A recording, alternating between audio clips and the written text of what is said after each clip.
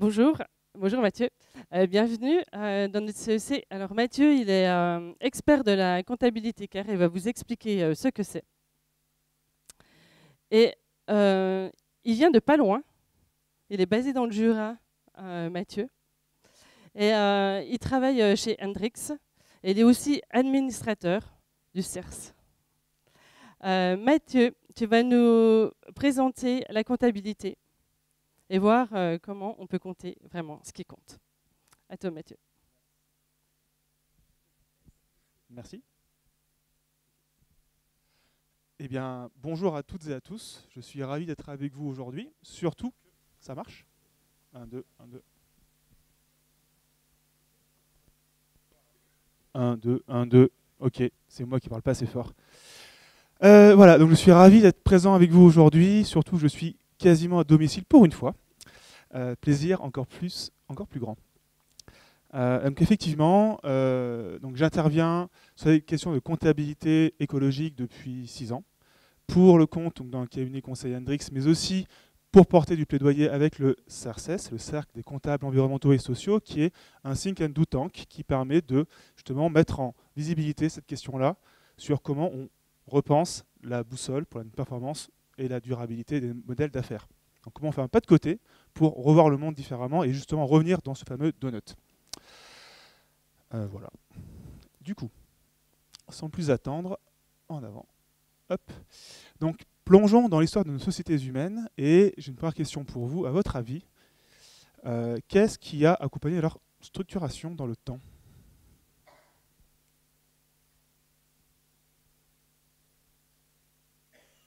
Question rhétorique, quasiment, là. Soyez pas timide. Alors, ça, c'est pour vivre, c'est intéressant, effectivement. Mais une fois qu'on a ça, quoi d'autre ? Ok, il s'est passé quoi avec ça ? Avec la sédentarisation ? Ok, ouais. Des règles, ok. Le troc, d'accord. Mode de consommation. Le progrès, ok. La monnaie. La religion. Ok. Eh bien, en fait, la comptabilité. En fait, très concrètement, depuis qu'on s'est sédentarisé, on a commencé à avoir des échanges. Et donc, vous avez énuméré tous les éléments qui participent à ces échanges. Le troc, la monnaie arrive plus tard, comme unité de compte, finalement, pour compter des choses. Voilà. Et en fait, cette comptabilité est apparue parce qu'on a besoin de comprendre nos relations entre personnes au sein d'une société. Exemple, vous avez une boule d'argile au milieu qui représente un troupeau de moutons. Et les jetons dessous, les tokens, ce sont les têtes de moutons. Et en fait, quand on, par exemple, on passait le troupeau à un berger qui partait en estive, on mettait le nombre de moutons dans la boule d'argile, et à la fin de l'estive, on redénombrait les moutons rentrants pour vérifier qu'on avait bien au moins le même nombre qu'au départ. Et du coup, on pouvait faire la comptabilité du troupeau. Par exemple, les agneaux, après le velage, étaient l'accroissement naturel du troupeau / du capital. Capital étant de capite en latin, la tête de bétail. Vous avez à droite un quipu. Donc, ces cordes-là, ça vient des Incas. C'était leur comptabilité, une forme de comptabilité où en fait les nœuds étaient des choses qu'on dénombrait et les longueurs entre les cordes étaient des conventions en fait. Par exemple, ça pouvait représenter une dette, ça pouvait représenter une relation X ou Y. Et typiquement, chez les Incas, c'est une société assez importante et large, il faut avoir plusieurs quipus pour avoir un système comptable complet. Donc, tout ça pour dire que la comptabilité a évolué dans le temps, prend des formes différentes. Ce n'est pas uniquement un tableau Excel, un bilan et un compte de résultats. Ça peut prendre des formes très différentes. Donc voilà. Hop, là, dans l'autre sens. Je me suis fait avoir. Hop. Et du coup, la comptabilité a évolué dans le temps. Donc, on a vu l'apparition il y a de ça 10 000 ans. Et c'est au XVe siècle que apparaît la comptabilité dite moderne, telle qu'on la connaît aujourd'hui, qu'on la pratique en entreprise. À savoir l'apparition de la partie double pour suivre, chose importante, le capital financier de l'actionnaire. Au XIXe siècle apparaît, avec une faute d'orthographe, l'amortissement. Désolé. L'amortissement, et en fait, là pour le coup, petite anecdote, c'était une lutte politique entre les tenants on va dire les nobles qui avaient du patrimoine Et en fait, la comptabilité ne valorisait que ce qui était existant. Donc en gros, on parlait de valeur d'existence. Donc typiquement, un château existait, un champ existait, etc. Donc là, quand on était propriétaire de ça, on avait une valeur en comptabilité. Par contre, avec la révolution industrielle, les industriels avaient des appareils de production nouveaux qui du coup n'existaient pas en comptabilité. Le problème, c'est que ça s'usait et donc il fallait pouvoir penser leur renouvellement. Donc c'était une guerre politique entre la bourgeoisie naissante issue du monde industriel et on va dire les nobles de l'époque. Donc voilà comment en fait, des règles comptables ont évolué pour prendre en compte des nouvelles choses qui étaient importantes pour préserver le capital financier des industriels du 19e siècle. Et aujourd'hui, on est au 21e siècle, on est en train de penser comment on peut accroître la valeur d'une entreprise en mettant des survalorisations sur les marchés boursiers pour dire ma boîte est de plus en plus de valeur, mais qui repose sur quoi? Sur un gain futur possible parce que je vends quelque chose qui pourrait rapporter de l'argent demain. Voilà. Vous pouvez observer la bulle de l'IA actuellement, comme on a pu voir la bulle d'Internet en 2000. Voilà. Et donc, dans tout ce parcours-là, on peut se poser la question de à quoi sert vraiment la comptabilité. Ça sert à 4 choses. Il y a 4 grandes fonctions. Il y a rendre compte, être comptable de ses actes. En un sens, être comptable de ses actes, c'est redabilité, les dettes qu'on peut avoir. Prendre en compte, les éléments qu'on a dans nos échanges. Donc, typiquement, je transmets un troupeau de moutons, je prends en compte, je transmets X têtes de bétail à quelqu'un d'autre, et d'ailleurs, je rencontre à la fin de l'estive que j'ai bien rendu l'ensemble du troupeau en entier, voire ça a accru, ou alors j'ai perdu un mouton. Et donc, à la fin, de compter. Donc, la fonction de compter, dénombrer, finalement, ça revient à la fin, sa dernière fonction, mais qui du coup, en fait, le chiffre encapsule le sens qu'on lui donne. Donc, typiquement, là, on veut, par exemple, avec les moutons, on peut dénombrer un nombre de moutons, on choisit de suivre à la taille d'un troupeau de moutons. Voilà. Donc, on lui met bien le sens que l'on veut au chiffre. Ce n'est pas juste une valeur froide dans un tableur Excel. Alors, qu'est-ce qui permet la création de valeur, à votre avis? Et comment est-elle déterminée? Des idées? Ah. Ok. Oui, potentiellement. L'accroissement du troupeau. Mais c'est... Les échanges, tout à fait. Exactement. Les échanges.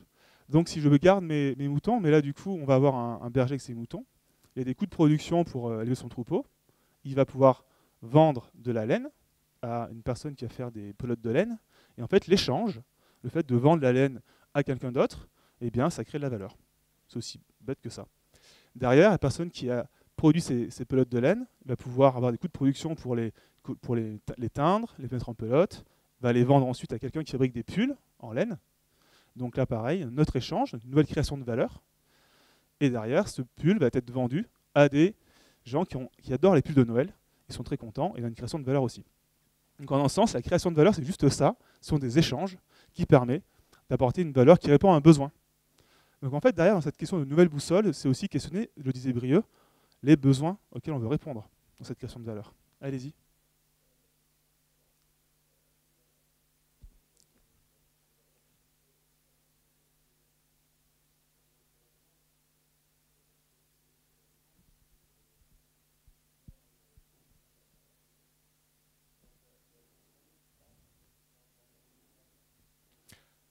Oui, effectivement. Mais du coup, on est quand même d'accord le fait qu'il y a cette création-là parce qu'il y a aussi une rencontre entre un besoin et une capacité à répondre à ce besoin.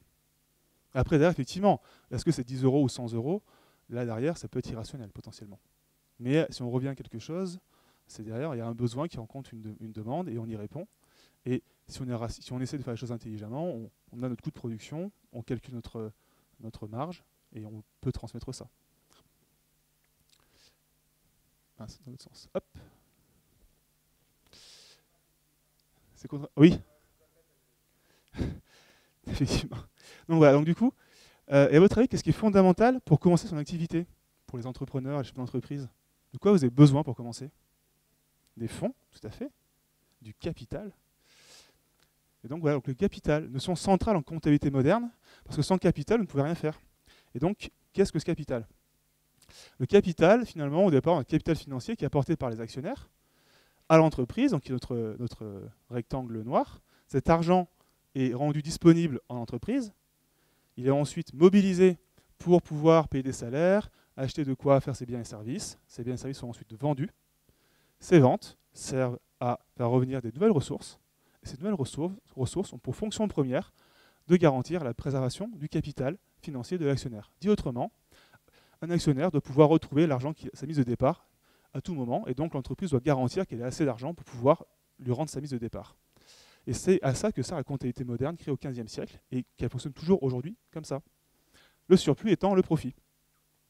Donc quand on regarde ça, en fait, le capital financier en comptabilité, ce n'est pas vu comme un actif, c'est les économistes qui parlent d'actifs, c'est un passif, à savoir la redevabilité de l'entreprise auprès de son actionnaire.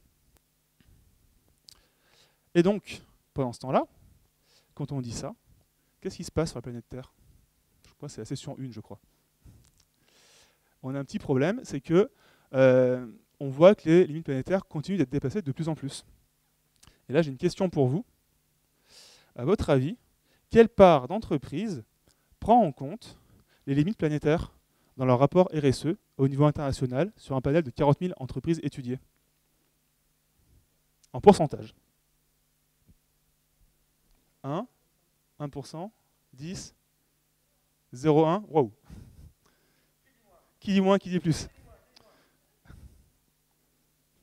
Ok. 5% en 2017. Voilà. Quand même, c'est un début. Et là-dedans, dans ce panel-là, seulement 0,3% fixaient des indicateurs et des objectifs alignés au respect des limites planétaires. Donc, ça veut dire que, quand vous prenez les rapports RSE globalement, on tire dans tous les sens, on met des indicateurs de partout, mais aucun ne se pose la question de savoir si il permet de contribuer à atteindre, à respecter une limite planétaire. Donc, il faut une boussole. Voilà. On mesure tout azimut sans contextualiser. Contextualiser, c'est se poser la question de dire, est-ce que mon indicateur, est-ce que mon action contribue à atteindre, à respecter notre donut? Et donc, tac. It's about transforming capitalism. Capitalism and modern accounting are two sides of the same coin. Capitalism only values what it counts. Cash flows, capital stocks, human resources, all that appears literally on its bottom line. What capitalism does not count, it doesn't value, and it can't manage. Like the environment, ecosystems. Now, if we start including nature in accounting tables, capitalism will start understanding environmental damage as a form of debt. And that could change everything. Oh, la la la la. So if we transform accounting, we transform the whole system. Are you kidding me? Donc ça, c'est un extrait de la série Parlement sur France 5. Vous pouvez la retrouver en streaming. Elle est gratuite et très drôle, en plus d'apprendre les arcanes du pouvoir à l'Union européenne. Voilà. Et donc en fait, cet extrait-là, pour recontextualiser, s'inscrit dans l'époque de la création du pacte vert européen. Et où tu es discuté en fait, de quelles règles on allait mettre en place de comptabilité extra-financière. Le fameux rapport CSRD pour certains. Mais en tout cas, ça pose, par rapport à mon fil conducteur, les bases de comment changer la comptabilité et pourquoi faire. Et qu'est-ce que ça provoquerait de le faire. Du coup, ce pacte vert européen, qui était pensé, j'ai envie de dire, pour commencer à intégrer des cibles de durabilité, mais j'allais repenser comme un mouton à 4 pattes. Une première patte, le SFDR pour les acteurs financiers. On leur demande de reporter les placements qui ont un impact plus ou moins vert, en fonction des fonds à articles. Mais derrière, ces acteurs financiers, pour pouvoir dire bah, « moi, j'investis dans des entreprises plus ou moins vertueuses, il me faut des éléments ». Et donc pour ça, il y a le règlement de taxonomie verte, qui était censé publier, alors je dis censé au conditionnel passé, je ne sais plus trop où on en est maintenant avec l'omnibus, c'est le bazar. On enlève des choses, on en remet. Bon, c'est un peu flou en ce moment. Mais à la base, c'est censé être prévu pour suivre les investissements verts, les dépenses d'exploitation vertes et le chiffre d'affaires vert selon des critères. Voilà. Ensuite, on avait le règlement de CSRD, qui est toujours d'actualité, qui est en révision aussi, mais qui a pour objectif, pour les entreprises, les grandes entreprises, et de descendre jusqu'aux entreprises de 250 salariés. Aujourd'hui, les discussions, c'est de se dire est-ce qu'on s'arrête à 1000 ou à 500 dans le périmètre, mais pour leur demander de faire un rapport de durabilité montrant quels sont les impacts qu'elles ont sur l'environnement et derrière, quels sont leurs risques et opportunités auxquels elles sont exposées de l'environnement à elles. En gros, c'est qu'est-ce que j'impacte et derrière, qu'est-ce que je fais pour répondre à ces impacts-là, quelle cible je me donne, quel plan d'action je mets en place, et donc derrière, d'avoir des politiques et une stratégie pour répondre à ça. Et enfin, on a la CS3D, donc le devoir de vigilance européen, qui est le bras juridique qui était à destination des grandes entreprises uniquement. Et en fait, elles sont responsables devant le droit européen d'accidents ou d'impacts sur l'environnement et les humains, chez eux et dans leur chaîne de valeur, peu importe la profondeur. Donc typiquement, je ne sais pas si vous avez en tête l'époque du Rana Plaza, donc le bâtiment au Pakistan qui s'était effondré, au Bangladesh, qui s'était effondré, il y a eu des milliers de morts. Eh bien, le devoir de vigilance français est né de cet accident-là, qui d'ailleurs a permis d'arriver ce devoir de vigilance au niveau européen. Bon, la France était très motrice jusqu'à présent, jusqu'à ce que Macron, l'an dernier, dise « il faudrait peut-être l'enlever ce truc ». Donc là, lui, en ce moment, le mouton, il risque de passer à 3 pattes. Voilà. Mais c'est cet pacte européen, et c'est du coup une première marche quand même globalement pour aller vers la prise en compte d'une nouvelle boussole en mettant des objectifs, car en demandant aux entreprises d'avoir plus de transparence et de visibilité sur leur engagement. Voilà. Je vous parle de ça parce que justement, derrière, en fait, c'est un premier pas pour aller vers la comptabilité, c'est-à-dire passer de recenser les actions que l'on met en place sur des éléments extra-financiers, chiffrer des plans d'action, si on a envie, dans le règlement de la CSRD, à derrière, en fait, vous, en tant que gestionnaire d'entreprise, ok, très bien, mais qu'est-ce que j'en fais? Comment je pilote tout ça? Et bien, c'est là qu'on va avoir besoin de la comptabilité et des outils associés à ça, le contrôle de gestion, le budget, etc. Et pas s'arrêter à un exercice à côté de nos outils de pilotage. Mais pour piloter la durabilité, il faut le faire intelligemment, avec une boussole. Et cette boussole, eh bien, elle est proposée par des équipes de recherche publiques françaises, à la pointe au niveau international. La chaire de comptabilité écologique qui dépend de la Fondation AgroParisTech, reconnue d'utilité publique. Et donc, nos chercheurs indépendants, français, publics, proposent, dans un article de recherche en 2015, donc Jacques Richard et Alexandre Rambaud, des axiomes, des points de passage obligatoires pour permettre en fait l'intégration du respect des lignes planétaires et des fondations sociales dans les outils de gestion. L'idée étant de là d'avoir une grille de lecture garantissant qu'on ne doit pas faire du greenwashing en faisant du pilotage dans l'entreprise. Et du coup, ces questions de comptabilité, on va avoir différentes formes de comptabilité. Je sais qu'il y a des acteurs du public. Donc là, un petit graphique, on ne va pas rentrer dans l'écriture, mais pour dire que des comptabilités orientées entreprise, des comptabilités orientées territoire. Donc là, on va parler des comptabilités pour les entreprises dans un premier temps, et après, on ira voir les comptas d'entreprise pour le territoire. Donc là, on fonce sur l'entreprise. Néanmoins, ce que je vous présente maintenant, ces axiomes, ces éléments fondamentaux marchent pour toute forme de comptabilité, qu'elle soit entreprise, ou dans le public. C'est des éléments éthiques, philosophiques, scientifiques, qui vaut pour tous. Et en fait, j'ai envie de dire, même si vous n'avez pas tout retenir, c'est l'élément sur lequel il va falloir vous appuyer demain pour dire si vous avez une question, si vous avez quelque chose qui passe, vous posez la question, dire ok, est-ce que je me pose la bonne question, est-ce que je pose le bon indicateur, est-ce que je prends la bonne méthode? Si vous avez un doute, revenez sur ces travaux-là et comparez pour vous dire ok, là ça va dans le bon sens ou ça ne va pas dans le bon sens. Premier point, il faut une approche en double matérialité. Donc, c'est-à-dire gérer à la fois ses impacts, donc l'analyse du modèle d'affaires, qu'est-ce que j'impacte, comment j'impacte mon environnement et matérialité financière, en quoi l'environnement peut impacter mon entreprise. Donc là, l'enjeu, quand on va intégrer des capitaux dits naturels humains, c'est la partie gestion de l'impact. Derrière, pour le faire intelligemment, il faut regarder ce qui compte vraiment, à savoir les entités naturelles et humaines pour elles-mêmes. C'est-à-dire qu'on ne va pas chercher à mettre un prix à la nature, on va se poser la question de, en fait, elles ont le droit d'exister. Vous avez le droit d'exister pour vous-même. Une forêt a le droit d'exister pour elle-même. Voilà, un être vivant a le droit d'exister pour lui-même. Et donc derrière, on va considérer l'entité comme ayant une forme d'existence concrète, pouvant avoir des droits potentiellement.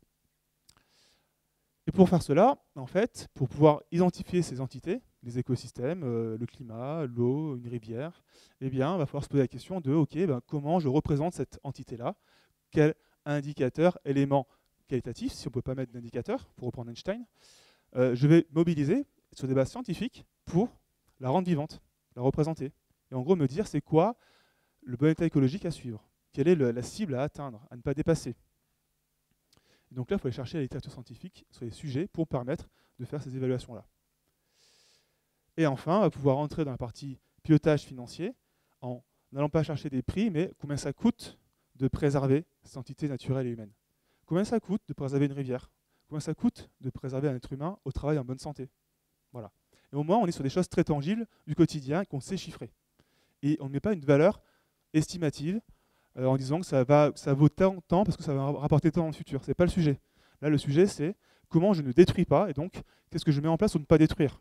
Mon modèle d'affaires mobilise une rivière pour évacuer des polluants. OK. Eh bien, qu'est-ce que je dois mettre en place pour garantir que ma rivière ne va pas être détruite? Combien ça va me coûter de le faire? Est-ce que mon modèle d'affaires peut l'encaisser ou pas? Comment je pilote ça? Et donc, enfin, on va pouvoir, du coup, avec ces éléments chiffrés, intégrer ça dans nos outils de comptabilité, un bilan, compte de résultats, budget, contrôle de gestion, gestion de projet. Et dans ce cadre-là, aujourd'hui, qui respecte tous ces critères-là, il y a le cadre comptable CARE, qui est du coup aussi développé par des scientifiques de la chaire de comptabilité écologique, qui donc coche toutes ces cases-là.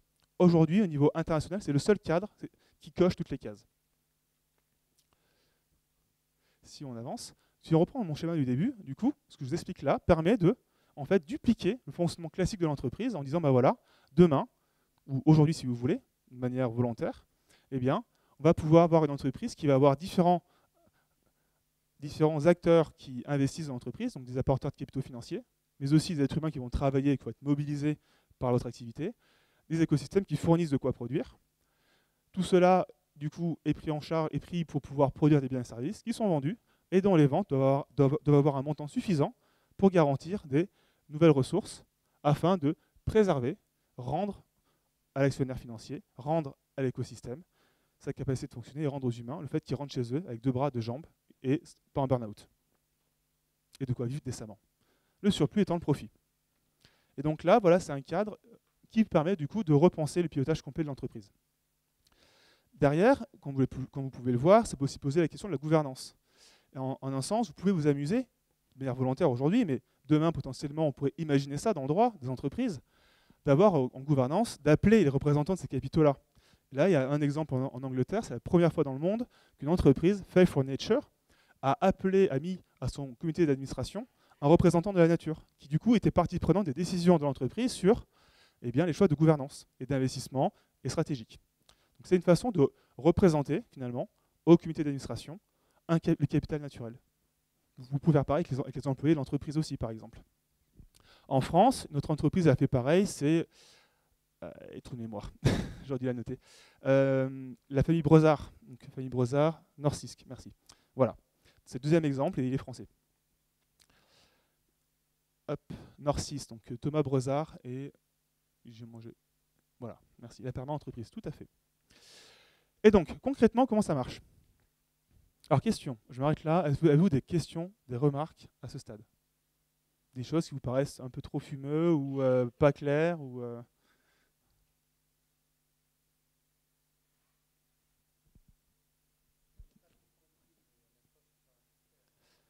Ah non, non, mais...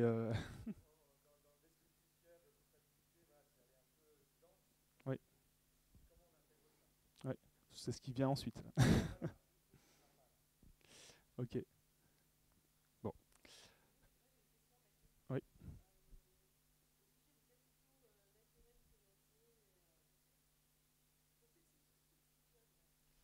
Ah oui, merci. Question fondamentale. J'aurais dû la mettre dans mes...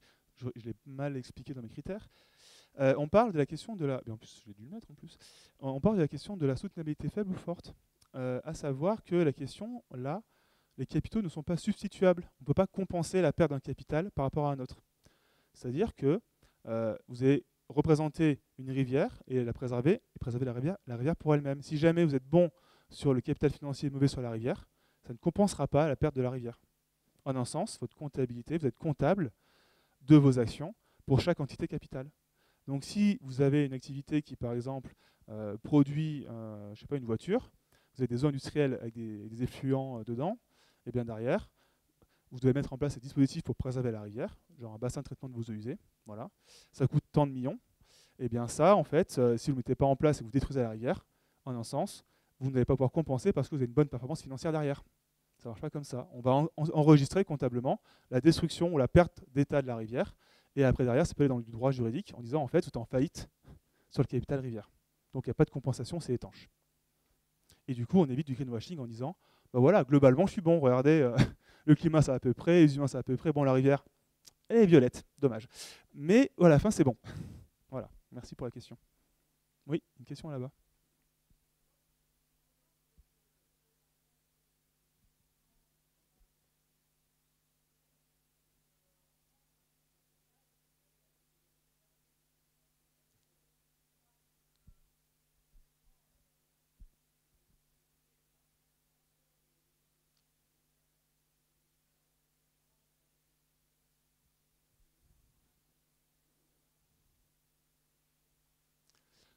Vous avez tout à fait raison sur le fait qu'en Europe, on a déjà pas mal de cadres directeurs, comme la directive 4 sur l'eau, qui propose, d'ailleurs c'est la directive 4 sur l'eau européenne, et un des rares exemples qui est exhaustif et scientifique, qui du coup fournit de base en fait les bonnes écologiques qu'on présente là, dans la mécanique est présentée ici.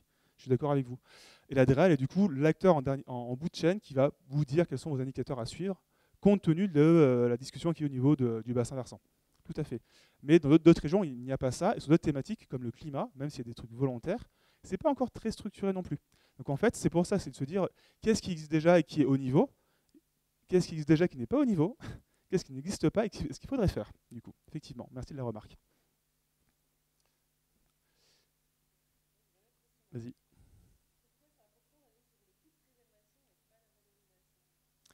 Ouais. Alors, la question est pourquoi il est important d'utiliser un coût de préservation, donc calculer les coûts en comptabilité, plutôt que de mettre un prix aux choses.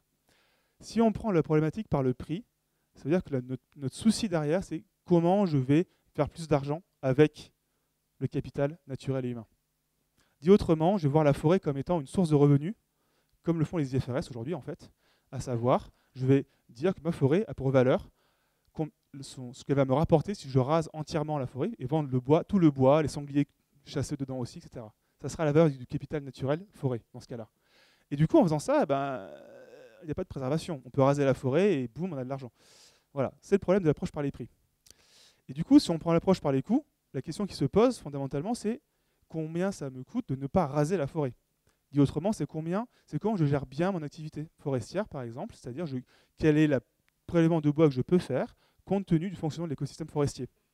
Et je pense que là, aujourd'hui, l'ONF, compte tenu du changement climatique aussi, se pose beaucoup de questions sur qu'est-ce qu'on peut faire, comment on fait pour justement garder des écosystèmes forestiers en France, et du coup, gérer les prélèvements de bois pour garder des forêts, et non pas les raser intégralement. Et permettre le renouvellement également. Donc c'est vraiment ça l'intérêt derrière, c'est du coup, ça oblige à se poser la question de dire c'est quoi un bon état écologique de ma forêt, et du coup, quoi mettre en place pour la préserver, et donc combien ça coûte. Alors concrètement, on va avoir 4 grands temps pour entrer dans le sujet. Un premier temps qui correspond à analyser le modèle d'affaires, comprendre comment fonctionne mon activité. Pour le coup, ceux qui font du contrôle de gestion sont à l'aise. Ça revient à modéliser littéralement son activité. Avec voilà, qu'est-ce que je produis, mes input-output, quels sont les flux derrière, et du coup, quels sont les impacts, donc les consommations de capital financier, mes consommations de capitaux naturels, mes consommations de capitaux humains. Donc là, vous commencez à enrichir votre contrôle de gestion en faisant apparaître à quel endroit je mobilise des ressources pour fonctionner. Et donc de là, on va voir apparaître mes capitaux naturels humains et l'usage du capital financier. Donc quand on a des capitaux naturels humains qui apparaissent dans notre schéma, on va du coup se poser la question de quel est leur bon état écologique. Du coup, c'est là la question de vers qui je me tourne pour avoir des bonnes cibles appropriées pour respecter les limites planétaires ou les fondations sociales. Et derrière, pouvoir suivre ça et piloter ça. Une fois qu'on a ça, eh bien, on peut aller sur les plans d'action. Ok, le climat, j'ai un budget carbone, eh bien maintenant, comment je le respecte? Quel plan d'action je mets en place? Combien ça me coûte de le faire? Est-ce que j'ai un écart? Si j'ai un écart, à ce compte-là, qu'est-ce que je fais pour réparer, pour rembourser mon écart, pour revenir au bon niveau? Et là, du coup, on a à la fois la connexion entre les données extra-financières, eh bien, l'état d'une forêt, par exemple, des indicateurs X ou Y, traduits en coûts liés aux actions, et donc des coûts qu'on peut mettre en place dans un bilan, compte de résultats et autres outils de pilotage. et derrière, faire de l'analyse financière et avoir un support à la discussion, parce qu'on se rappelle qu'à la base, la comptabilité, ça sert justement à rendre compte, être comptable de ses actes, et donc, en anglais, ils ont un super mot, c'est accountability, on ne l'a pas en français, c'est vraiment la question de rendre compte, dans le sens au titre de dialogue entre acteurs, voilà, entre parties prenantes. Alors, première étape, on identifie les enjeux. Donc là, je prends une entreprise qui est basée à La Réunion, qui a deux grandes activités. Une première activité qui est liée à la restauration des écosystèmes de l'île. Pour faire cela, donc là, la photo représente le cirque de Mafate. C'est abrupt. Et donc, pour les restaurer les écosystèmes là-bas dedans, eh bien, il faut des hélicoptères et des camions. Donc, ça émet du CO2. Du coup, on va avoir un capital climatique qui apparaît. On a des gens qui travaillent pour aller restaurer l'écosystème. Ils rentrent dans l'écosystème. Manque de chance, si jamais on ne lave pas ses vêtements, ses équipements, les véhicules, eh bien, on peut réintroduire des espèces envahissantes. Et là, on redégrade la biodiversité. Et donc, on a un capital biodiversité qui apparaît pour l'entreprise. Et bien sûr, il faut des hommes et des femmes pour travailler. Et donc là, le travail, c'est l'emploi du capital humain. Et donc, on va voir apparaître ce capital humain à l'entreprise. La deuxième activité qu'ils ont, c'est de l'insertion. Donc, on a des gens éloignés de l'emploi. Donc là, on va former des personnels à restaurer l'environnement. Pour cela, ils se déplacent aussi, ils émettent des gaz à effet de serre, il y a un enjeu lié au climat. Et bien sûr, ils travaillent, donc il y a du capital humain. Jusque-là, tout va bien. Donc là, notre entreprise a trois capitaux, du climat, de l'humain et de la biodiversité. Deuxième étape, quel objectif et indicateur on met en place pour pouvoir justement suivre ces nouveaux capitaux? Eh bien, si on prend le capital climatique, derrière l'enjeu, la cible à atteindre, c'est respecter l'accord de Paris à son échelle. Et donc là, on va pouvoir aller se dire, ok, comment je détermine un budget carbone aligné à 1,5 degré ? Eu égard toute discussion sur le fait qu'il est plus atteignable. Restons ambitieux. 1,5 degré c'est mort, passons à 1,6 degré, j'ai envie de dire. Voilà. Non mais, c'est scientifiquement atteignable, encore 1,6 degré, on n'a pas dit qu'il était mort celui-là. Bref, donc derrière, on a des cadres de référence comme les SBTI qui peuvent aider à définir un budget carbone à respecter à son niveau. Voilà. Derrière, pour suivre les émissions de gaz à effet de serre, on va prendre les tonnes équivalent CO2. Et donc, si on a besoin d'un expert pour nous aider, on peut le voir des experts climat. Pour la biodiversité, eh bien là, pareil, les questions qui se posent, on a des écosystèmes forestiers, beaucoup à La Réunion, et derrière, on a un écologue qui a été mobilisé, qui travaille aussi au CNRS, eh bien, a dit voilà, si on veut suivre l'état de la biodiversité des écosystèmes, on peut prendre le degré de naturalité. Ça veut dire quoi? Ça veut dire que quelle est la part d'individus, de plantes, d'arbres locales dans l'écosystème. Et en fait, il met une cible, du coup, qui est à 95%. Ça veut dire qu'il ne faut pas qu'il n'y ait plus de 5% d'espèces envahissantes pour garantir que l'écosystème est en bon état. Voilà. Et donc, derrière, un indicateur de suivi pour les impacts. Si jamais on voit qu'on a plus un pourcentage d'espèces envahissantes qui augmente, c'est un impact qui augmente. Et donc, ça traduit qu'on n'agit pas assez. Et enfin, pour les humains, et derrière, des considérations aujourd'hui au niveau scientifique, c'est des questions aussi sur les salaires décents, des questions sur les compétences, comment on garde les compétences, et une question sur la santé au travail, les risques psychosociaux et la santé physique. Voilà les dimensions qu'on va retrouver là derrière. Et là-dessus, eh bien après, poursuivre ces impacts-là, il y a un élément qui est souvent hors des radars des entreprises, c'est vraiment la gestion sur la santé au niveau primaire, c'est-à-dire on travaille sur l'identification des facteurs de risque dans l'entreprise. Donc en gros, là, vous avez des ressources plus tard, mais c'est vraiment d'aller voir l'ANAC, TARACT, pour mettre en place des dispositifs d'accompagnement qui permettent d'identifier les situations à risque et de travailler dessus. Donc typiquement, un indicateur pour suivre les impacts, c'est de se dire, ok, est-ce que j'ai identifié mes situations à risque? Est-ce que j'ai des plans d'action pour les suivre, par exemple? Et comme ça, on va pouvoir limiter la survenue d'accidents, de burn-out, qui coûtent de l'argent à l'entreprise, qui créent du turnover, etc., etc. Enfin, du coup, maintenant, on a nos objectifs, nos cibles, et on agit. On fait des actions et des plans d'action. Ces actions et plans d'action sont de différentes natures. Donc là, par exemple, sur le climat, l'entreprise a déjà réalisé un bilan de gaz à effet de serre. C'est une action qui permet d'accéder à la connaissance de son capital, pouvoir piloter la chose. Ça a coûté 20 000 €, par exemple. Sur la biodiversité, ils nettoient leur équipement, ça coûte 10 000 €. Ils font des formations des équipes pour pouvoir bien gérer aux méthodes d'implantation des espèces dans les écosystèmes, 15 000 €. Et sur l'humain, on se rend compte qu'il y a déjà une animation sur la santé au travail pour 40 000 €. Mais derrière, ils se sont rendus compte que sur la biodiversité, ils ne sont pas l'objectif demandé, que sur le climat, il y a encore des actions à prendre, etc., etc. Et donc là, plan d'action. Quoi faire de plus? Par exemple, pour pouvoir réduire les émissions et garder ma trajectoire, peut-être qu'à La Réunion, il va falloir que je mette en place des centrales solaires, que je revoie mon plan de mobilité, sachant que, par exemple, à La Réunion, il n'y a pas de nucléaire, typiquement. C'est encore beaucoup de centrales thermiques. Donc, il faut mettre c'est électrification plus batterie, par exemple, pour décarboner. Ça coûte très cher. Ça coûte plus cher. Enfin, ça coûte plus cher. Pour une entreprise, ça peut coûter cher. À l'échelle du réseau, ça coûte moins cher que le thermique, maintenant. Bref, donc voilà. Donc, des CAPEX à prévoir. Biodiversité, eh bien, on se rend compte qu'on a encore des besoins de former les gens un peu plus. Et donc, on remet un budget là-dessus. Et derrière, là, pour le coup, dans la mission, on a travaillé avec un expert sur la santé au travail et il avait été identifié un besoin de formation pour, par exemple, les équipes qui étaient au contact des personnels en insertion. C'est des gens qui étaient compétents sur le métier de l'environnement, mais pas compétents à gérer un public en insertion. Du coup, ils étaient en stress extrêmement fort. Et donc là, l'étude a permis de faire ressortir qu'il y a un besoin de formation à ce niveau-là. Et donc, un budget associé, 50 000 € par exemple. Donc voilà, tous ces éléments-là permettent derrière de repenser sa comptabilité et du coup de rendre visible en fait ce que l'on fait. Donc là, un élément que je n'ai pas encore discuté, mais on va aussi rendre visible ce que vous faites au niveau de vos ventes. Donc, potentiellement, si vous vendez des choses qui permettent à vos clients de préserver la nature et les humains, ou de piloter leurs capitaux naturels humains, eh bien, on va le retranscrire. Là, l'entreprise a des missions de restauration des écosystèmes du territoire. En un sens, elle a du chiffre d'affaires pour les capitaux naturels. Elle a des subventions pour l'insertion des personnes. Eh bien, c'est un produit pour préservation des capitaux humains.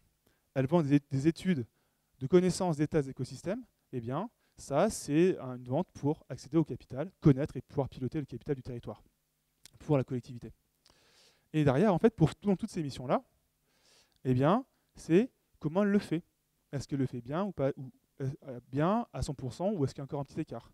Donc là, on va pouvoir voir dans les charges, les charges en gris, celles qui sont, on va dire, classiques, les charges en verte, celles qui sont pour préserver ses capitaux naturels à elle, en jaune pour préserver ses capitaux humains, en violet les dépenses nécessaires pour connaître l'état de ses capitaux, donc le bilan carbone, la santé au travail, les salaires décents, etc., etc. Et là, on a un résultat. Mais derrière, on a vu que potentiellement, ce n'était pas suffisant par rapport à l'objectif. Il y avait un peu d'action en plus à prendre. Typiquement, ces actions complémentaires, c'est lié pour les comptables, les autres, je suis désolé, c'est un peu plus abscon, mais c'est lié à, vous avez employé le capital à 100% dans l'année, et potentiellement, vous avez mis des actions pour rembourser 80% seulement. Le delta, c'est une écriture comptable qui fait que ça passe en dette derrière. Donc c'est ça qui matérialise comptablement au passif l'existence du capital à préserver. Ça veut dire que, par exemple, c'est là, il y a besoin de 50 000 € pour former les gens à la compagnie des personnes en insertion. Et bien ça, c'est un budget à engager pour garantir leur santé, ces collaborateurs-là. C'est un peu comme une forme de provision comptable. Le mécanisme est similaire. Et donc là, on a tous les éléments pour pouvoir avoir un pilotage serein et construire des tableaux de bord. Donc là, c'est illustratif, dans lequel vous pouvez vous dire, OK, déjà, commençons petit, est-ce que je connais tous mes capitaux ou pas? Est-ce que j'arrive à les piloter entièrement? Là, dans l'exemple, j'ai mis 50% sur le naturel, 80% sur l'humain. Ça veut dire que sur le naturel, par exemple, mon climat, j'ai tout mesuré, je suis bon, biodiversité, pas encore. Ça veut dire ça potentiellement. Derrière, sur tous mes capitaux, est-ce que mon capital climatique est en bon état? Est-ce que je respecte mon budget carbone ou pas? Est-ce que dans le temps, je m'améliore ou je suis moins bon? Voilà. Et derrière, après, quel est l'impact sur mon chiffre d'affaires, l'impact sur mon résultat, sur mon REX? Et en fait, vous pouvez suivre un peu ce que vous voulez en termes de ratio financier. Vous pouvez reprendre tous vos ratios financiers classiques, mais relus à l'aune de ces nouvelles dépenses et ces nouvelles nomenclatures de coûts. Voilà. Et là, en fait, du coup, vous avez des éléments pour prendre des décisions avisées et dialoguer sur potentiellement des besoins de financement aussi, etc., etc. Avez-vous des questions? Est-ce que je vous ai assommé? Est-ce que je vous fais peur? Oui. Alors, factuellement, ça peut représenter des dépenses en plus ou moins importantes en fonction d'où on part. C'est comme tout. En fait, il y a une chose importante à avoir en tête, c'est que sans capital, il n'y a pas d'activité. Il y a un comptable comptant, c'est un comptable qui dit, bah voilà, il n'y a rien à enregistrer, et donc tout va bien. Bon, maintenant, en fait, si vous voulez avoir une activité, il faut avoir de l'argent d'un actionnaire, un prêt bancaire, par exemple, pour lancer l'activité. Et donc derrière, j'ai une redevabilité, une dette à rembourser. Donc derrière, en fait, potentiellement, quand on a une activité, on peut avoir un peu de dette. Tant qu'on a la capacité de la rembourser, tout va bien. Donc là, l'enjeu, c'est de se dire, OK, est-ce que mon modèle d'affaires actuel fonctionne avec des dettes que je peux prendre en charge, ou est-ce qu'il y en a que je ne peux pas prendre en charge, et à ce compte-là, où je ne vois pas encore, en fait, je n'ai pas encore identifié. Question numéro 1, est-ce que j'ai tout identifié? Et question numéro 2 ensuite, c'est est-ce que je peux les prendre en charge ou pas? Et là, si la réponse est je ne peux pas les prendre en charge, donc il y a plein de possibilités, il y a plein de cas possibles. C'est est-ce que je ne peux pas les prendre en charge parce que je n'ai pas l'argent, pas de cash flow? Est-ce que je ne peux pas les prendre en charge parce qu'en fait, la réglementation me bloque à mettre en place des actions? Est-ce que je ne peux pas le prendre en charge parce que malheureusement, je fais de l'extraction pétrolière et c'est incompatible avec les prédictions du climat, donc redirection écologique? Donc c'est politique. Et là aussi, à un moment donné, il va y avoir plein de blocages comme ça que vous pouvez rencontrer en tant que dirigeant dans votre feuille de route. Là, il est important de se rassembler. Et pour le coup, la CEC, vous le verrez un peu plus tard, propose, il me semble, des groupes de parole entre dirigeants pour faire du lobbying, pour faire lever des verrous à des points de blocage. Voilà. Donc en fait, ne restez pas seul sur des points de blocage qui grattent un peu. Rassemblez-vous et structurez-vous. Oui.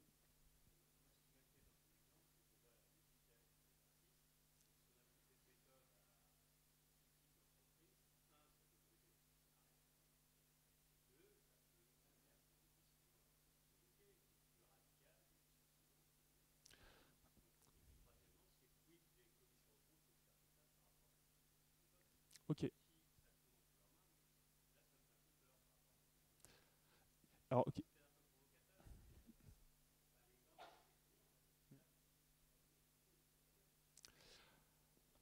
Oui, dans l'exemple, tout à fait. Il reste positif.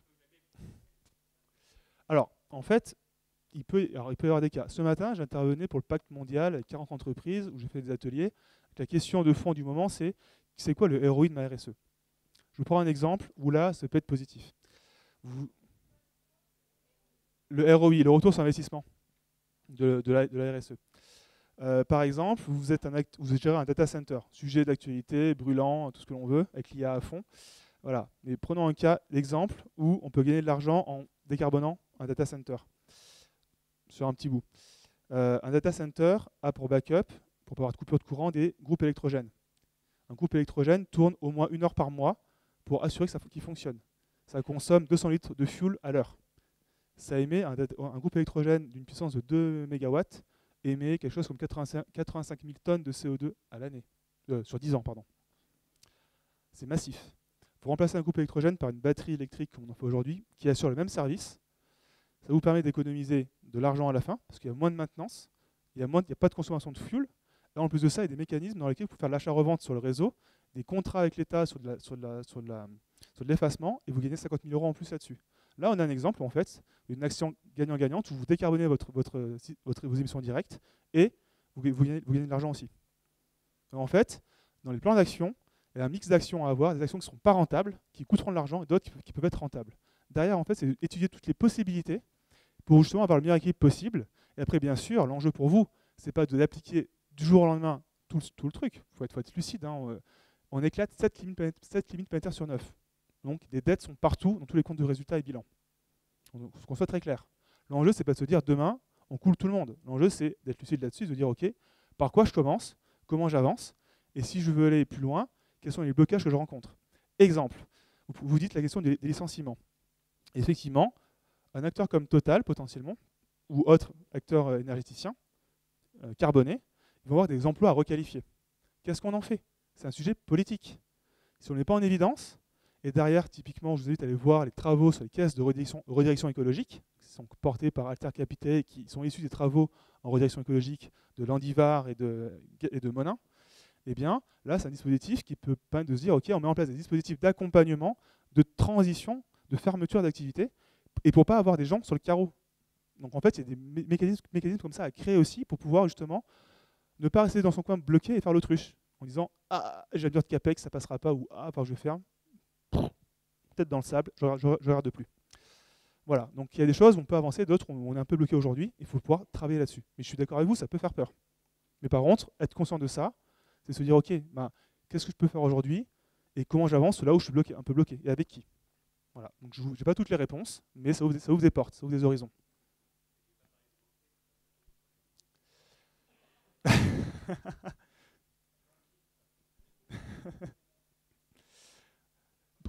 D'accord, on pourra en discuter parce que j'interviens un pro durable avec normalement un banquier sur ce sujet-là. Ok. Oui. Pardon, allez-y. Ouais. Oui, c'est vos charges d'exploitation courantes, je ne sais pas, par exemple, vos charges d'achat X ou Y qui n'ont rien à voir avec la préservation de capitaux naturels ou humains. Voilà. En gros, voilà, la classification, c'est charge neutre, charge de préservation pour l'humain, charge de préservation pour le naturel, charge d'accès aux capitaux, comprendre et piloter mes capitaux. Voilà. D'autres questions?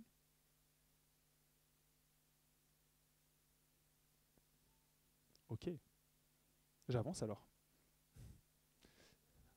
Oui. Alors, le risque à ne pas le faire, est multiple. Pour vous parler des banquiers. Les banquiers commencent à, mine de rien, ils sont certes encore un peu frileux en train de dire oui, parce que je suis en même temps dans un groupe de travail à l'autorité des normes comptables sur la question de comptabilité et biodiversité et de comment on intègre dans le reporting et eux pour l'évaluation de leur placement en fait les choses. Donc les banquiers s'y intéressent, mais ils attendent qu'on leur apporte le truc pour aller un peu plus, enfin, ils y vont en reculant un petit peu, mais n'empêche qu'ils regardent les choses. Déjà aujourd'hui il y a les prêts à impact, on peut avoir des taux réduits si on prend des plans d'action qui permettent des activités de se décarboner, de faire des transitions. Donc il y a ça déjà, il y a des leviers avec les prêts impact. Typiquement pareil, je regarde l'exemple de mon data center, la batterie, vous aurez un taux réduit à impact versus vous renouvelez par un groupe électrogène. Ça vous coûtera le coût du crédit sera moins cher, par exemple. Donc après, autre chose, c'est qu'en fait, il y a un truc important, c'est que gérer ces impacts, c'est aussi se dérisquer. Je vous prends un autre exemple. Après, ce n'est pas toujours pareil pour tout le monde, mais prenons un exemple par rapport à l'eau. Admettons, vous avez une entreprise avec une zone imperméabilisée importante, sujette à proche d'une rivière qui peut déborder ou proche d'un endroit où on sait que les sols sont peu absorbants. Eh bien, si vous n'avez pas un plan de gestion de vos eaux de ruissellement qui permette d'infiltrer l'eau de ruissellement sur la parcelle, vous pouvez vous retrouver inondé. Avec les épisodes de pluie intense, votre risque de coupure d'activité, donc de perte de chiffre d'affaires, est plus grand. Donc aussi, ça permet en un sens, en gérant ces impacts, de pouvoir réduire des expositions à des risques. Sur l'humain, typiquement, ne pas travailler sur la question de la santé au travail, en santé primaire, donc en prenant de la hauteur et de mettre en question l'organisation, eh bien, vous ne voyez pas en fait tous les grains de sable qui fait que les gens vont être moins performants au travail, donc il va y avoir des pertes d'activité aussi pour vous. Donc là, en fait, travailler pour la santé au travail, c'est à la fois bien pour les collaborateurs, pour les préserver pour eux, mais aussi, là, c'est documenté au niveau national, il y a des pertes de chiffre d'affaires, enfin de résultats conséquents liés à des problématiques de santé au travail. Donc voilà. Donc en fait, il y a tout ce dialogue entre l'impact et le risque qui est en permanence, et du coup, ne pas le faire, potentiellement, vous ne pouvez pas voir arriver des risques, ou alors ne pas vous rendre compte qu'il y a déjà des choses qui sont grippées dans l'organisation. Donc, non, allez-y.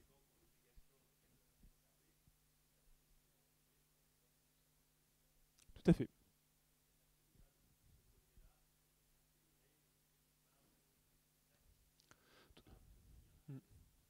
Non, tout à fait. Et en fait, elles ont une problématique, c'est que c'est l'accès à l'information. C'est-à-dire qu'aujourd'hui, les marchés, les banques, quand on est sur les marchés financiers, on a les marchés primaires, c'est-à-dire l'endroit où on va pouvoir investir directement dans l'entreprise. Donc là, on peut aller questionner l'entreprise et donc faire cette analyse-là. Mais après, tout le reste, c'est sur le marché secondaire. Et là, après, derrière, on n'a plus la visibilité. Et le problème, il est là. Et c'est là où il faut un peu l'autruche, en un sens. S'ils m'écoutent, je suis désolé pour eux. Mais voilà. Il y a beaucoup de travail à faire, d'accompagnement là-dessus. Mais il y a aussi des vrais leviers d'accompagnement à créer, en fait, je pense. Voilà.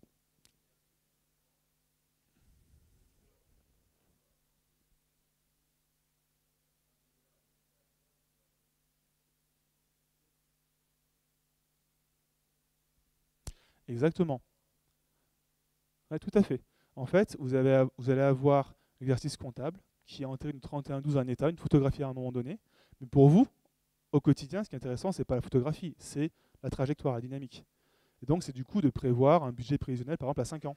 Et sur 5 ans, en fait, vous dire, OK, là, pour le climat, potentiellement, il va falloir que je passe d'un groupe électrogène à une batterie. C'est un CAPEX à 600 000 € sur 10 ans. OK, comment je le prévois? Est-ce que j'ai le cash flow? Qui je vais voir? À quel moment? En fait, par rapport à ma trajectoire de décarbonation, quel dernier moment où je peux l'activer? Sinon, je dépasse ma cible, etc. Du coup, vous mettez vraiment en regard, en fait, votre suivi d'indicateur biophysique, qui est aligné sur la science, donc le 1,5 degré de Paris, votre cash flow, vos capacités d'investissement, et derrière, votre pilotage opérationnel. Voilà.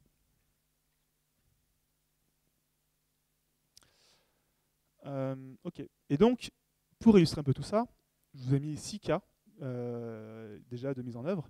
Un premier cas qui s'appelle SLB, l'entreprise fait de la gestion forestière en Brésil et en Roumanie.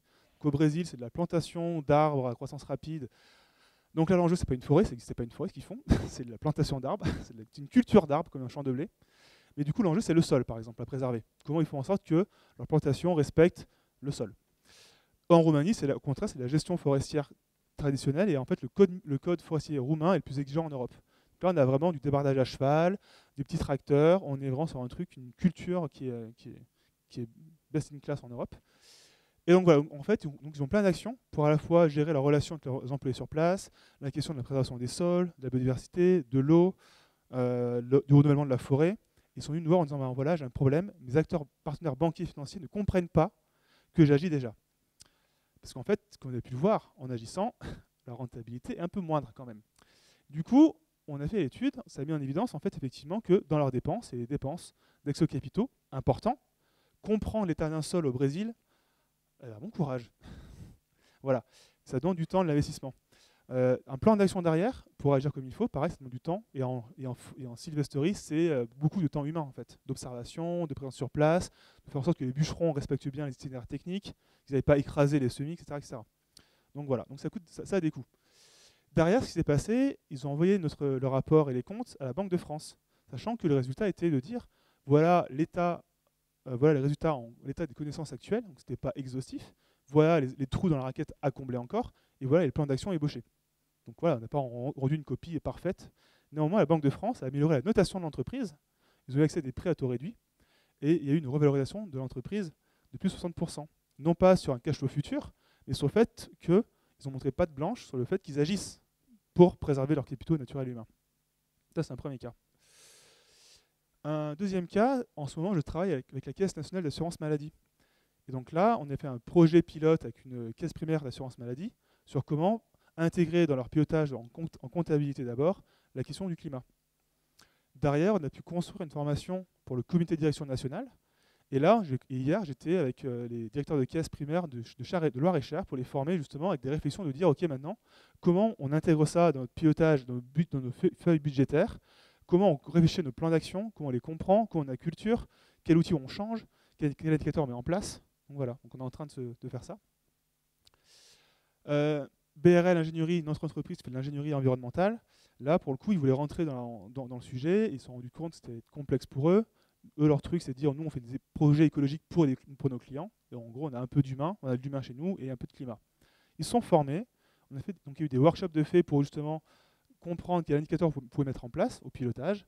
Et derrière, une formation de côté de direction pour justement voir comment prendre ça en main.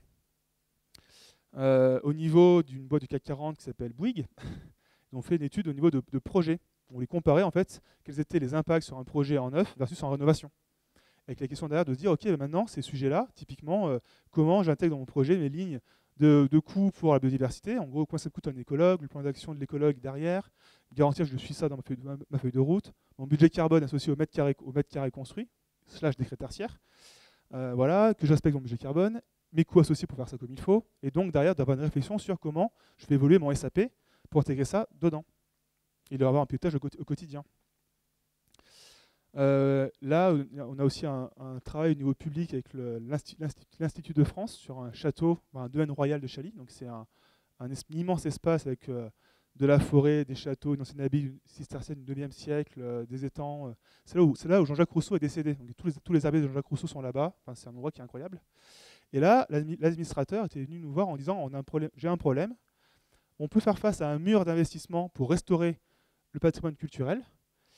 Et si on n'anticipe pas ça, on va avoir un problème.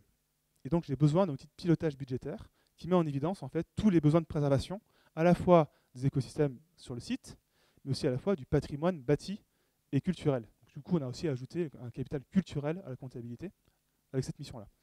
Donc là, voilà, c'est ici, et là pour le coup, l'enjeu derrière, en fait, c'est éviter, je ne sais pas si vous avez vu dans l'actualité, le Louvre aujourd'hui, le Louvre fuit à tous les... Et on parle de 680 millions, je crois, d'euros d'investissement. En fait, c'est juste qu'il n'y a peu de pilotage. Donc voilà.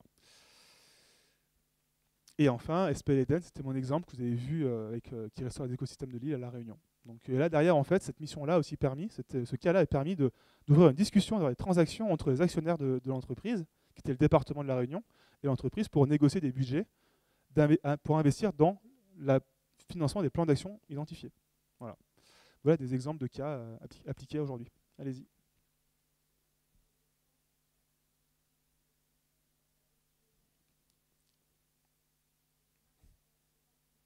Ouais.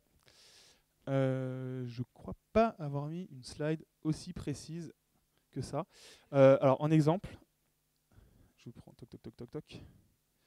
Typiquement, ce que je peux vous dire, c'est que ouais, j'ai pas plus précis que ça pour l'instant, mais c'est dommage, j'hésite à en mettre une en plus, mais je suis un peu obèse en nombre de slides dans ma présentation. Mais par exemple, si je prends le domaine de Chali, j'ai 21 capitaux, du culturel, du naturel, de l'humain.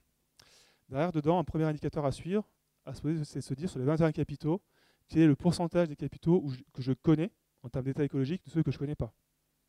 15%, 20%, 80%. Du coup, ça donne une information sur est-ce qu'il faut que j'investisse dans des études pour connaître l'état des capitaux. Ensuite, derrière, c'est un autre élément de pilotage, c'est quelle est la part de mes capitaux qui ont un plan d'action réalisé. Et derrière, est-ce que j'ai les budgets à 0, 10, 15%, 100% pour pouvoir engager des plans d'action. Parce qu'il faut aller chercher du budget.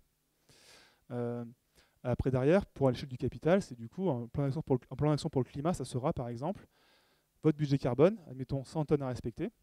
Derrière, vos plans d'action, je verdis ma flotte de véhicules. Combien de tonnes de CO2 ça me permet de réduire? Donc là, un suivi en valeur absolue, puis après, il faut mettre un suivi en termes de gestion pour dire je remplace X% de voitures. Et ça me permet de réduire de temps, par exemple. Derrière, combien ça me coûte de verdir ma flotte de voitures? Donc là, l'investissement et l'OPEX associé. Donc voilà comment vous pouvez construire vos tableaux de bord, entre guillemets, et naviguer du plus petit, du maillon le plus fin au macro, où j'agrège les choses. Est-ce que ça répond à la question? Ouais, c'est pas visuel, je suis désolé. Je prends le point pour les prochaines fois.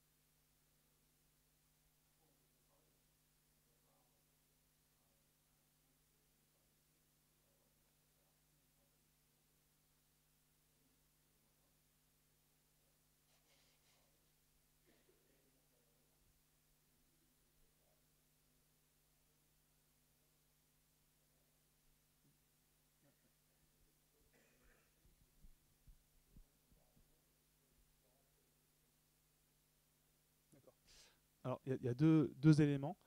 Je vais reprendre la remarque de Madame tout à l'heure par rapport à l'existant en France. Sur plein de sujets environnementaux comme sociaux, on a déjà des bases de données, des acteurs référents qui proposent des indicateurs, des cibles. Il faut pouvoir aller les rencontrer. On peut avoir les agences de l'eau, la DREAL, l'ADEME, par exemple, l'Office français de la biodiversité. J'ai plein d'acteurs et plein de dispositifs en place existants aussi pour l'accompagnement. La limite, des fois, c'est que souvent, ces personnes-là sont débordées parce qu'on manque de moyens. Donc voilà, si vous voulez limiter sur un truc, c'est à contre-courant des dynamiques avoir des gens un peu plus dans ces endroits-là pour avoir des réponses à vos questions, par exemple. Et ça me fera la transition pour l'étape d'après, qui rentrera dans le compta pour les territoires et les enjeux qu'il y a derrière. Ça, c'est un des premiers éléments de réponse. Du coup, aller voir les organismes existants qui peuvent vous aider à fournir ce type d'informations et pas rester seul chez vous. Après, sinon, il y a des bureaux d'études spécialisés aussi. Ça a un coût en plus. Exactement, ça a un coût. Donc voilà. Donc après, c'est la part des choses entre ce qui est atteignable via les agences publiques et ce que j'ai besoin d'aller chercher des études complémentaires, sachant que souvent, il y a des enveloppes budgétaires qu'on peut trouver auprès des régions ou des agences pour avoir des subventions là-dessus. Deuxième point, la question de la comparaison est-elle pertinente? Est-il pertinent de se comparer toujours aux autres? Exemple, par rapport au bilan de gaz à effet de serre, juste pour faire l'analogie. Vous pouvez très bien avoir une entreprise, même secteur que vous, qui a un bilan gaz à effet de serre, et vous aussi. La première fait un bilan gaz à effet de serre en prenant que des facteurs monétaires, et vous que des facteurs d'émissions bruts, donc avec des facteurs d'émissions précis. Est-ce que c'est comparable? Bah, c'est ça.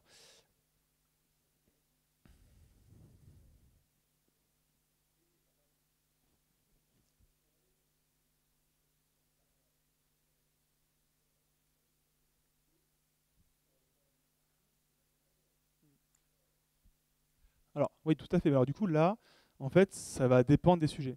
Le climat, oui, c'est la tonne de CO2 et un budget carbone en face. Ça, c'est pareil pour tout le monde. La biodiversité, ça sera que du spécifique et du local. Et c'est pour ça que tout le monde s'arrache les cheveux. Et là-dessus, on va venir juste après avec la question du public. Du rôle central pour moi des territoires pour organiser ça. Sur l'humain, c'est pareil, il y a une batterie d'indicateurs. Là, pour le coup, vous l'avez très bien dit, il y a plein d'indicateurs possibles. Et en fait, pour moi, faire plus que ce que vous avez dit, de vous comparer à l'INSEE, c'est compliqué.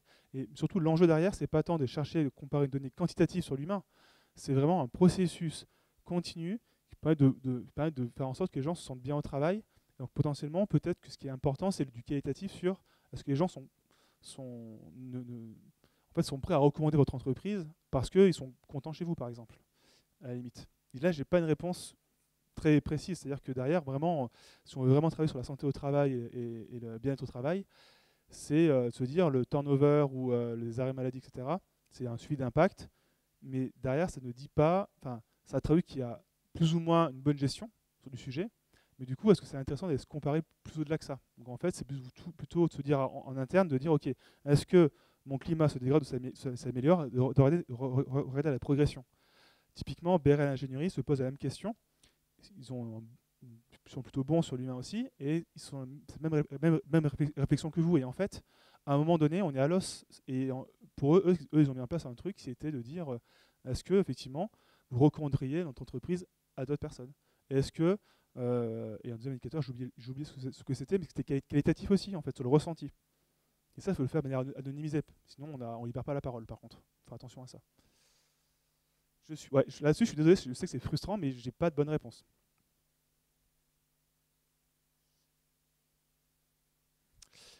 Je vais rentrer dans la brique d'après. Il me reste... Encore ?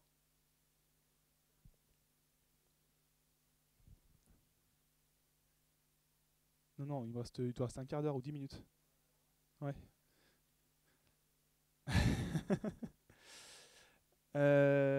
Donc du coup, pour les périmètres collectifs, donc on a les comptabilités pour gérer des écosystèmes, par exemple. Donc là, derrière, en fait, la charte de comptabilité écologique travaille sur la comptabilité d'entreprise, on en a largement discuté maintenant, sur les comptabilités à l'échelle des écosystèmes et la comptabilité nationale. Derrière, tous ces systèmes de comptables s'imbriquent comme des poupées russes les uns dans les autres. En fait, derrière l'enjeu des comptabilités à l'échelle des territoires, c'est pas, alors là, on n'a rien à voir avec ce qu'on vient de voir à l'instant, entre guillemets, mais l'enjeu qu'il y a derrière, il est multiple. Et je prends un cas illustratif par rapport à la biodiversité. Dans mon groupe de travail à l'autorité des normes comptables, une grande entreprise dit voilà, jamais je m'engagerai sur préserver un écosystème parce que je ne suis pas le seul à l'impacter. Donc je ne me ferai pas un engagement de plan d'action et donc de budget engagé là-dessus parce que je ne suis pas le seul responsable. Du coup, qu'est-ce qu'on fait? Et c'est là qu'il y a besoin de se dire, ok, cet écosystème-là, eh bien, effectivement, on va avoir des besoins d'indicateurs pour le suivre. Et donc là, il y a un rôle d'acteur public pour se dire, ok, nos écosystèmes, un bassin versant, une forêt, comment on représente l'état de santé de l'écosystème? Quelles sont les caractéristiques? Potentiellement, sur la forêt, c'est dire, ok, on met l'ONF, des spécialistes de la forêt, du CIRAD ou d'AgroParisTech, par exemple, j'en sais rien, pour dire, ok, là-dessus, en fait, cette forêt-là, c'est quoi la caractéristique de son bon état? Derrière cette forêt, qui interagit avec elle? Quels sont les acteurs? Les agents forestiers, les scieries, une entreprise du coin qui potentiellement déverse une activité qui gère des émissions dans l'air ou dans l'eau. Voilà, est-ce qu'elle les gère bien? Est-ce que ça impacte ou pas les sols, par exemple? J'en sais rien. Ou la biodiversité de la forêt. Il y a des riverains qui se baladent. Est-ce qu'ils respectent les chemins ou est-ce qu'ils font du hors-piste et qui, du coup, défoncent les semis et le renouvellement naturel de la forêt? Voilà. Donc tout ça, l'idée, c'est d'avoir une comptabilité qui permet au niveau du territoire de se dire, ok, en fait, voilà les indicateurs à suivre et les objectifs à atteindre collectivement. Et de se dire derrière, en fait, comment je contribue à ces impacts, mais comment j'impacte dessus négativement et comment je contribue à son renouvellement, à sa préservation, à sa régénération. Et donc derrière, de se dire, ok, voilà, mes engagements, combien ça me coûte de le faire, combien je dépense, potentiellement de voir aussi en outil de négociation, de discussion multipartite, potentiellement des acteurs qui disent moi je ne peux pas agir. Et donc du coup de se dire est-ce qu'il y a des enveloppes à dégager. Et là on a un outil en fait de dialogue, de pilotage collectif. Et donc en fait, quand vous avez un acteur qui dit moi si je suis le seul à agir dessus, et c'est le cas, notre témoignage d'une autre grosse boîte dans la gestion de l'eau, qui dit en fait on est incapable de prouver que nos actions sur l'eau ont des résultats. En fait, s'ils sont les seuls à agir sur le bassin versant, eh bien, potentiellement, leur action à leur niveau est noyée par la dégradation des autres.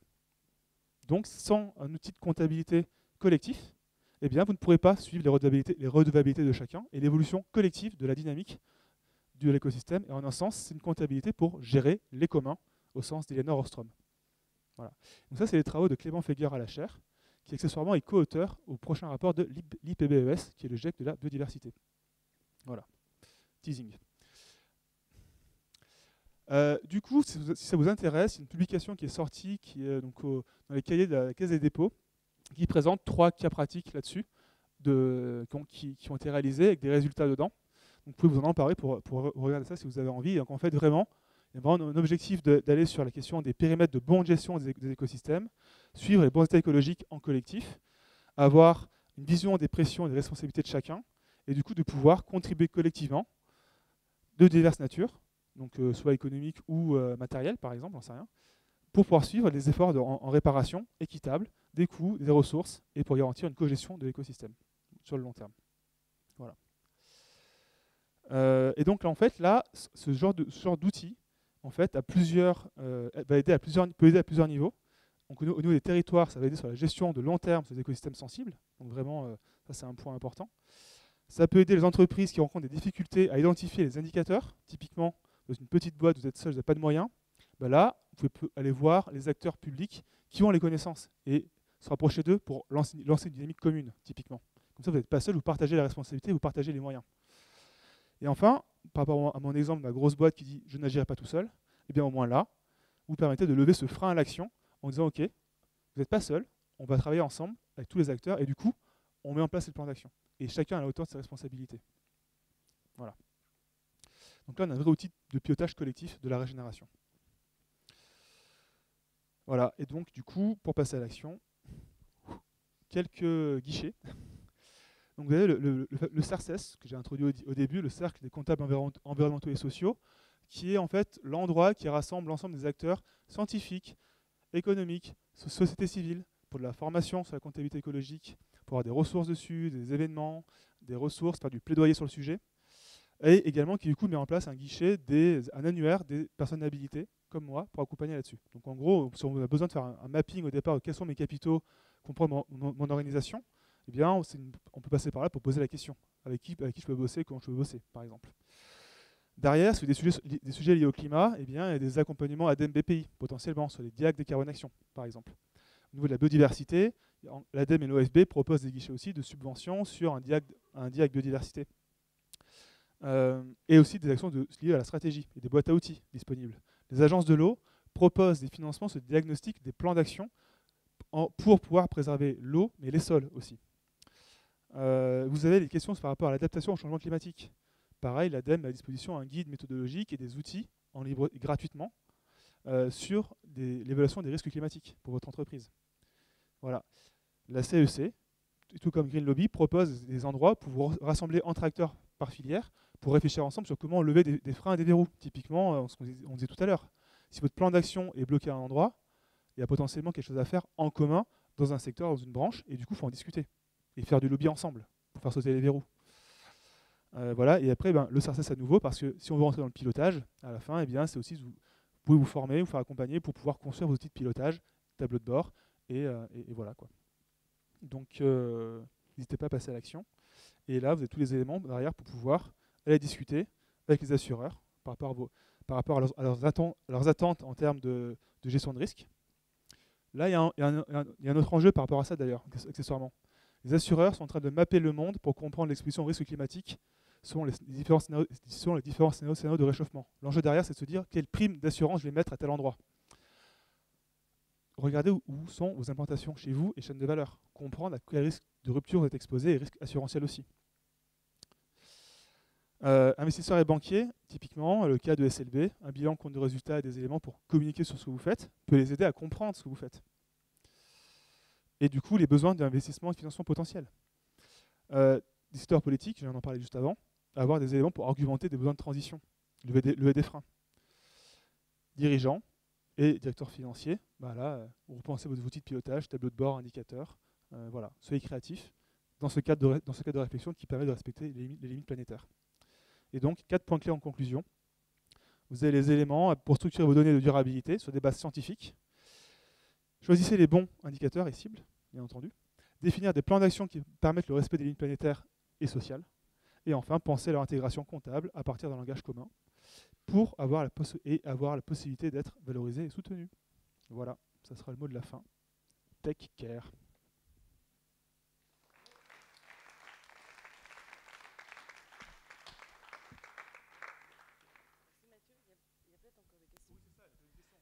Est-ce que vous avez encore des questions? Oui.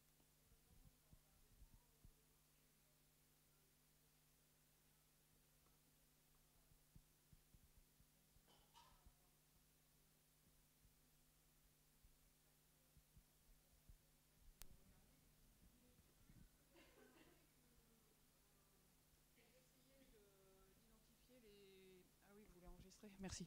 Pour identifier les impacts sur un territoire au sein d'un collectif, les entreprises peuvent faire beaucoup, bien sûr. Il y a les services de l'État et tous les services que vous avez mentionnés, mais il y a aussi les élus locaux qu'il faut absolument mettre dans la boucle parce que les intercommunalités ont en charge les PCAET, parce que les régions doivent mettre au point des SRADET, parce que tout un tas de documents administratifs pour la gestion de ces ressources naturelles et leur protection passe par les collectivités locales. Donc, il doit manquer une diapo, je pense, dans votre Exactement, c'est ce que je me dis en vous écoutant, vous avez tout à fait raison. Derrière un PCAET, c'est derrière en fait la question d'une comptabilité à l'échelle d'un écosystème qui est le climat au niveau du territoire, par exemple. Pardon. PCAET, c'est plan, climat, air, énergie du territoire, qui traite de la question de la qualité de l'air et de la décarbonation. Voilà. Donc c'est le schéma direct. Voilà.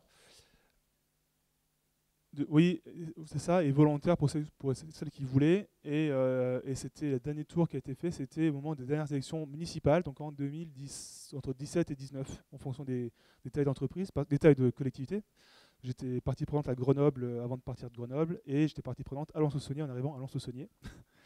Donc voilà.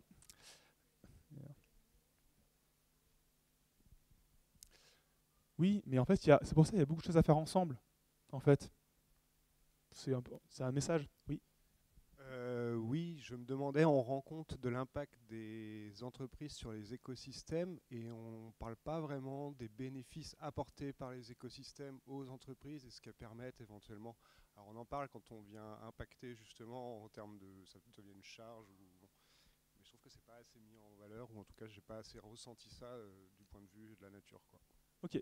En fait, la question du bénéfice pour l'entreprise de la nature, entre guillemets, soit une activité qui repose sur des services écosystémiques, en un sens. Donc, sans ça, elle ne pourrait pas fonctionner. Mais du coup, pour pouvoir fonctionner, il y a besoin d'en prendre soin. Et donc, pour en prendre soin, il faut appliquer ça. Derrière, par contre, il y a un élément que je n'ai pas mentionné, mais typiquement, pour aussi apporter une brique dans la réflexion sur le régénératif. Dans CARE, en gros, le régénératif, c'est vous partez d'un état dégradé, constaté, et vous allez le remettre en état, c'est-à-dire le remettre au bon état écologique. Donc le trajet entre, exemple, je prends un sol agricole, admettons que son bon état écologique c'est 3% de matière organique, vous êtes à 1%, la régénération c'est de passer de 1 à 3. Là vous régénérez votre sol. Derrière, si jamais vous passez de 3 à 4, vous allez au-delà, et potentiellement, si ça vous a coûté 5 000 € de passer de 3% à 4% de matière organique, eh bien ça c'est un dividende versé au sol. Donc vous, en gros, c'est une charge constatée chez vous, Mais derrière, comptablement, si vous créez un compte de résultat pour le sol, vous lui versez un dividende de 5 000 € qui correspond à 1% de matière organique supplémentaire. Un moyen de valoriser un effort qui va au-delà de ce qui est demandé scientifiquement parlant. Je ne sais pas si ça suffit à résoudre votre appétit.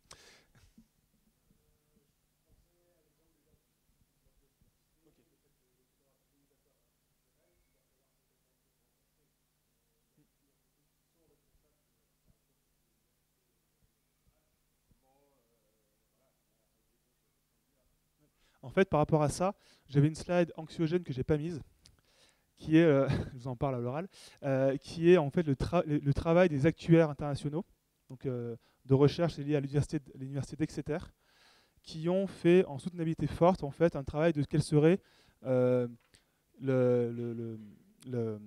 va dire la solvabilité mondiale par rapport en gros quelle serait la perte de PIB associée aux dégradations de la nature. Pour la faire courte, grosso modo, en trajectoire tendancielle, si on ne fait rien, on parle de moins 50% de PIB à horizon 2070. Et ça considère, du coup, ça veut dire que, typiquement là, on va voir que ne pas agir, c'est une destruction du PIB. Moins 50%, on ne va pas faire un dessin. Hein. On dégomme tout. C'est le coût de l'inaction. Coût de l'inaction. Et derrière, donc il y a un page internet là-dessus, moins 50% de PIB, c'est pas que de l'argent qu'il y a derrière. Il y a des êtres humains. Je ne vous fais pas un dessin. Voilà.